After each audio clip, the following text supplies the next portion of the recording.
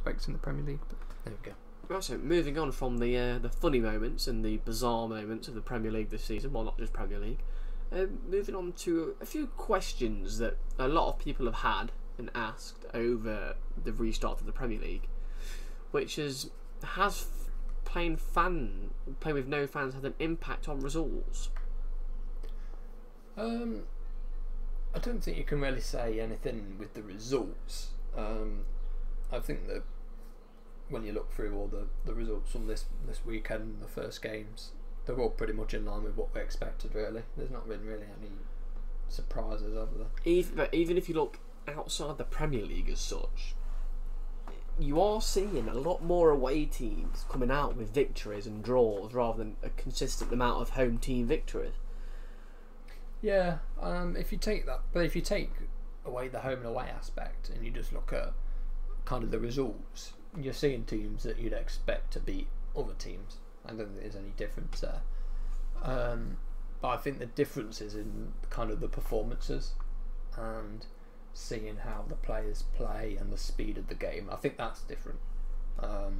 Whereas, for example, you'd have in some of the games where they go a goal down, where you might get the fans then to build you back up, things like that, and building back up. You don't get that anymore. So it's kind of everything's happening in the players' own heads. I must say, it is really strange watching the game.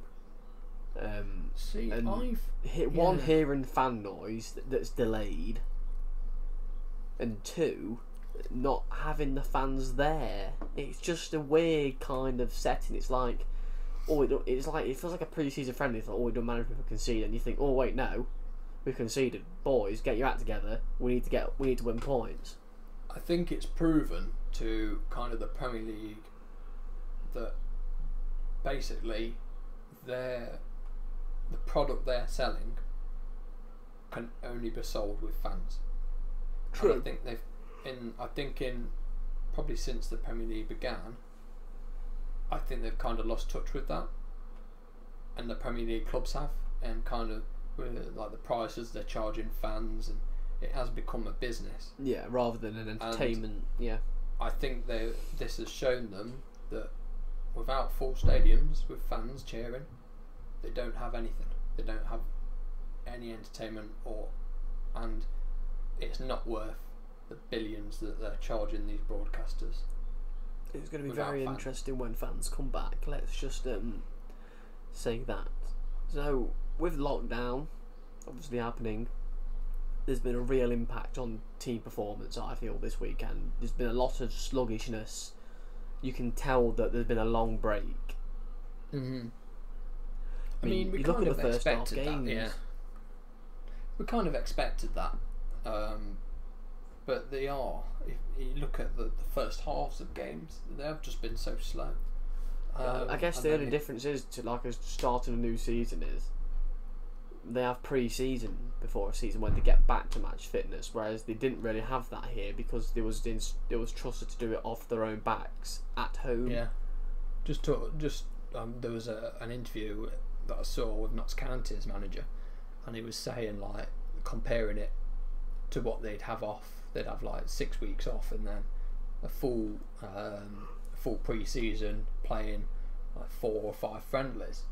But here they've had 12 weeks off, 4 weeks to prepare for potential playoffs with no friendlies, and so it's totally different. It's not. You can't even say it's a situation season because even it's not normal. It's never happened before. Well, even at the start of a normal season in August, you'd probably say it probably takes 2, 3, maybe 4 games for the teams to actually get into gear and get into proper match fitness. Where here, they're having to start again and hit the ground running because we're literally at the business end of the season. This is the most important time of the season. Yeah. And you can tell that it's a very sluggish start because you look at most games and 0-0 at the first half. And we've spoken a lot about the games a tale of 2 halves already, and we're in weekend 1. Yeah. And see quite a few injuries, especially at Arsenal straight away. Yeah, it just shows, doesn't it, the match fitness, that there will be injuries. No matter how much you can do at home, it doesn't equate to what you'd be doing on a day-to-day basis for them at work. Yeah, full time on a pitch, doing pitch drills, playing games.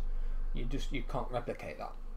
Because at home, even though I know the professional footballers and they've got to have a lot of self-control, but are they really going to train as hard as they need to? They should be training at home when there's that many distractions at home. Well, and that's the thing as well. They didn't know when they was coming back, so they couldn't really put in a proper fitness regime because it was all up in the air. They couldn't.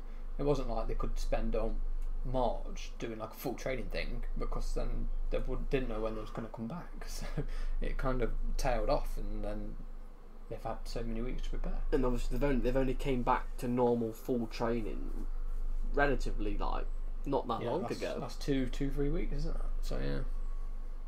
So it's a big impact, and there's not really any home advantage anymore, is there? No. Home advantage literally comes from the fans. I mean, if I look down the scores at the weekend, if I can find it, there's a lot of away victories, or not even away victories as such, but a lot of draws that have gone on. Yeah, it's like you say, there's just no home advantage. Yeah, anything's up for grabs, and it's literally, there's no external factors anymore. It's based on the players on the pitch on the day, and that's the only thing that can win the game. So just looking at the championship alone, I mean, here we go. So there was 1, 2, 3, 4, 5, 6, 7, 8, 9, 10, 11 games taking place in the championship yesterday. Mm-hmm. And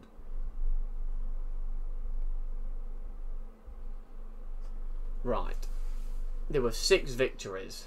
There was not 6 victories. Sorry, there was 6 away victories out of those 11 games. So about half. And do you want to know how many home teams won a game at the week in the championship on Saturday? I'm guessing 2. 1. Oh, wow. There was 1 home victory in the championship. Yeah. Blackburn against Bristol, they won 3-1. Brentford 2-0 away at Fulham. Swansea 3-0 away at Middlesbrough. Derby 3-2 away at Millwall. Bristol won 3-1 at home. Wigan, of all teams, beat Huddersfield away from home. Wigan, that's a side that struggled for points at home, never mind away from home. Charlton away won 1-0. Luton and Preston drew. Barnsley beat QPR, who are bottom of the league. Barnsley, they won away 1-0. And then Reading and Stoke drew. Sheffield Wednesday, Nottingham Forest drew. West Brom and Birmingham drew. Yeah, it's a reset, isn't it? And in the Premier League, Palace beat Bournemouth away. Wolves beat West Ham away. It's just bonkers to what is happening. Like, is it going to have that psychological effect that your home ground is empty? You're missing that thing that keeps you going at home. Because away, you're used to not having that many fans there. I think that's. So with the away side, could you now argue the fact that there's now an away advantage? I wouldn't say that. I won't go that far, but I mean, in normal times, the away sides come with like no pressure really, do they? They're not expected to get a result unless it's a huge disparity in the teams. And now they're coming now with even more of a kind of impetus and less pressure, because there's no fans there. Yeah. So there's no home fans to start booing them and get on the backs either. So it's just a free for all, isn't it? It's anyone's game. It is, and it's been a real mix-up of no one knew how today was going. Well, yesterday, should I say, was going to go.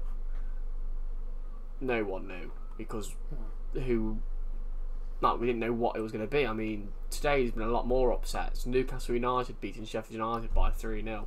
Leeds losing to Cardiff 2-0. It's going to be an interesting end to the season. It's going to be definitely very interesting. And transfer news, has been a lot of that as well. I mean, Sadio Mane, Kyle Walker, that are trending at the minute. Joe Hart's confirmed he's not had his contract renewed, so he'd be a free agent at the end of the season. Bought him for $3.5 million from Manchester City. Chelsea obviously bought in Timo Werner. But Dean Henderson is linked with Chelsea for a £50 million move. So you were wrong in that other video we made. Very interesting. Oh, we'll put a link on the video here to that other video where Kieran thought Dean Henderson was linked with Manchester United. It is technically. Even though it is his parent club. Poor. Right, I think that about wraps up today's topic. And it's pretty much bob on an hour's long. Yeah, so that's pretty much it. We'll split each individual analysis segment of the games and put those up so you can just watch and listen to your team's analysis and video review. Yeah, they'll be on YouTube if you're listening on another channel. Obviously, we'll split the segments two of the football funny moments and the Q&A on YouTube as well. There's also a lot more videos coming on our YouTube channel very, very soon. So, from me and Karen from Full Time Whistle, thank you for listening. If you're on YouTube, please like, comment, subscribe. If you're listening on any other platform, give it a share. Follow us on Twitter. Tell your friends. Tell your family. Tell your auntie. Tell your pets. Whatever you need to do. Get Full Time Whistle out there. Right. See you all next time. Bye.